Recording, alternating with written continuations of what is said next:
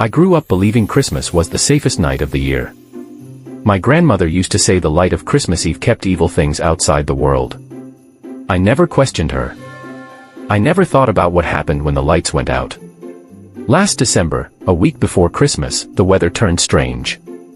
Snow fell early that year, thicker than usual, but it carried a tint that looked almost pink in daylight. The town called it a weather trick. Animals refused to go outside.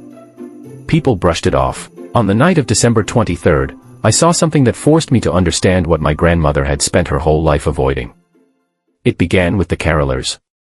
They visited every house in my neighborhood each year. 12 of them, always the same group. Old coats. Wool scarves. Lanterns in hand. But this time, when I heard the first knock at my door, the singing sounded wrong. The melody dragged. The words were low and drawn out, like someone trying to imitate human voices without breathing. I walked toward the window and noticed something odd. There were not 12 carolers, there were 13. The 13th stood behind the others. A tall figure wearing a long coat that nearly touched the snow. At first I thought it was just a shadow, until I saw the lantern flame beside it flicker, as if whatever stood there pulled warmth out of the air. The carolers' heads slowly lifted. All 12 turned to look toward the window. Their faces were pale, stretched, and strangely smooth, as if shaped from wax. Then the 13th figure moved. I could not see its face. Its hood hung too low, but its presence made the others fall silent, and in its silence I heard something faint beneath the snow, like distant whispering from under the ground. I stepped back from the window. And the song stopped. For a moment, the house felt frozen. Even the clock stopped ticking. Then I heard a single knock. Not on the door. On the glass beside my face. I turned slowly. The 13th figure stood inches from the window. The 12 carolers were gone. And when the figure leaned forward, its hood shifted, revealing a wooden mask carved into a wide, crooked smile. The mask looked handmade, chipped at the edges, stained with something darker than age. I pulled the curtain shut and backed away. It remained quiet for a long minute, until I heard footsteps crunch through the snow and fade into the distance. I thought the nightmare was over. The next night proved me wrong. December 24th. Christmas Eve. At 10:45 p.m., the town lights flickered. At 10:46 p.m., every dog started barking. At 10:47 p.m., the temperature dropped so fast my windows fogged on the inside. And at 10:48 p.m., my phone buzzed with a message from my neighbor across the street. "Are the carolers at your door too?" I looked outside. Each house on the street had the same thing happening. The 12 carolers stood in front of each home, perfectly still, lanterns glowing faintly through the red-tinted snow. But the 13th was missing. The whispering under the snow grew louder, crawling up through the ice. It sounded like chanting. People began opening their doors, confused. I opened mine a small crack, just enough to hear better. The carolers turned their heads toward me in perfect unison. The chanting stopped. And something moved behind them. A shape made of darkness. Tall. Wrong. Bent in ways the body should never bend. The 13th. It had returned. It stepped between the 12 and raised its head. The mask was gone. What I saw beneath it did not belong to anything human. The skin looked rough and cracked like burned wood. The mouth widened too far. The eyes were hollow pits, yet I could feel the thing studying me. Then the creature opened its mouth. No sound came out at first, only a slow breath that rolled across the street like a cold wave. When the sound finally formed, it sounded like 100 voices speaking as one.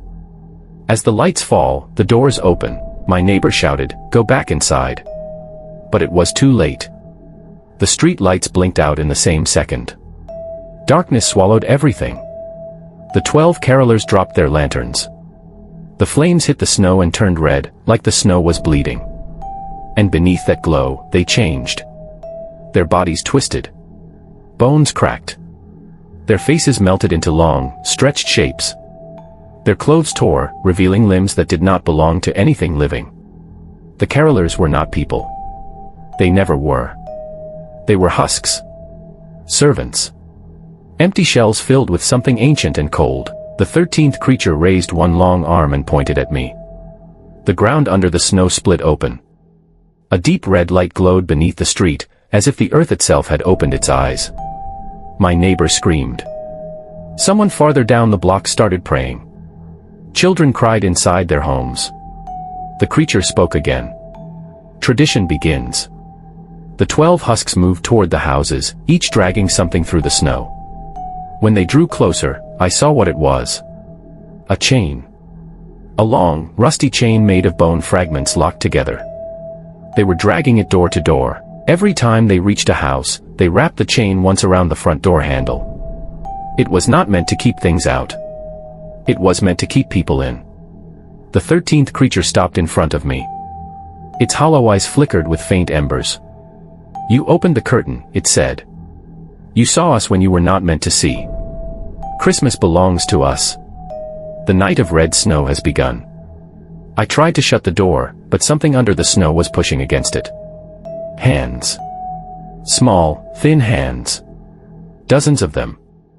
Whispering rose from below the ground. Voices repeating the same sentence over and over. "Let us in." The 12 husks reached my house. The chain rattled as they lifted it. I slammed the door shut, turned the lock, and backed away. The chanting from under the snow grew louder, almost rhythmic. My phone rang. Unknown number. Same as the night before. I answered it with shaking hands. The voice from the other end was the 13th creature. 10 minutes, it said. On Christmas, every light must die before we take the first soul. The call ended. I looked outside. House by house, the lights began to go out. I watched the creature's shadow rise across the street, taller now, stretching toward my window. The chain tightened around my door handle. Something inside the walls started breathing.